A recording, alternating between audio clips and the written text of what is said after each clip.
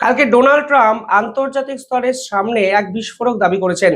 তিনি বলেছেন পাকিস্তান পারমাণবিক টেস্টিং করছে, নর্থ কোরিয়া পারমাণবিক টেস্টিং করছে, আমেরিকাও তাই পারমাণবিক টেস্টিং করতে শুরু করে দিয়েছে।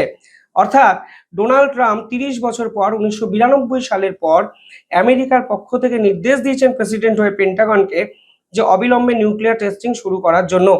কিন্তু কালকে ডোনাল্ড ট্রাম্প হঠাৎ করে বলে বসেন পাকিস্তান নাকি পারমাণবিক টেস্টিং করছে।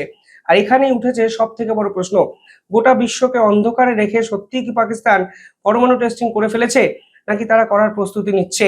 এই মুহূর্তে আসিম মুনির ধারাবাহিকভাবে ভারতকে পারমাণবিক হামলার হুমকি বা হুঁশিয়ারি দিচ্ছে। ডোনাল্ড ট্রাম্প কালকে বলেছেন এই মুহূর্তে আমেরিকার কাছে সব থেকে বেশি পারমাণবিক ওয়ারহেডস আছে এবং তারা যে কোনো মুহূর্তে যদি কোনো দেশের উপর এটিকে অ্যাপ্লাই করে তাহলে এই পৃথিবীকে ১৫০ বার ধ্বংস করে দিতে তারা পারেন। কিন্তু পাকিস্তান পারমাণবিক টেস্টিং করছে তা ডোনাল্ড ট্রাম্পকে কে জানালো? এবং ডোনাল্ড ট্রাম্পই কেন হঠাৎ করে পাকিস্তানের পারমাণবিক টেস্টিং নিয়ে এই ধরনের একটি বিতর্কিত মন্তব্য পেশ করলেন, যার অস্তিত্ব আন্তর্জাতিক স্তরে কোথাও নেই? রাশিয়ার কাছে এই মুহূর্তে পারমাণবিক ওয়্যারহেডসের সংখ্যা ৪,৩০৯টি, ইউএস এর কাছে ৩,৭০০টি। অর্থাৎ ডোনাল্ড ট্রাম্প এক্ষেত্রে মিথ্যা দাবি করে বলেছেন তাদের কাছে পারমাণবিক ওয়্যারহেডসের সংখ্যা বেশি।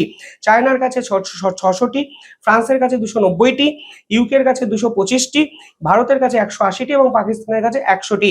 যদিও পাকিস্তান নাকি ২০২৮ সালের মধ্যে পারমাণবিক ওয়্যারহেডসের সংখ্যা বাড়িয়ে ২০০টি করবে। এবার ভারতের কাছে ডোনাল্ড ট্রাম্পের এই স্টেটমেন্ট কি অনেক বড় একটি অপরচুনিটি হয়ে গেল? কারণ যদি পাকিস্তান এই ধরনের পারমাণবিক টেস্টিং করে তাহলে ভারত আন্তর্জাতিক স্তরের সামনে খুব সহজে এস্টাবলিশ করতে পারে যে আমরা আমাদের দেশের সুরক্ষার জন্য পারমাণবিক টেস্টিং করছি এবং ভারত হয়তো যে কোনো মুহূর্তে ফের একবার পোখরান-3 ঘটিয়ে হাইড্রোজেন বোমা টেস্টিং করে গোটা বিশ্বকে চমকে দিতেই পারে। অর্থাৎ থ্রেটকে অপরচুনিটিতে বদলানোর একটা রাস্তা ডোনাল্ড ট্রাম্পই কিন্তু কালকে দেখালেন ভারতকে।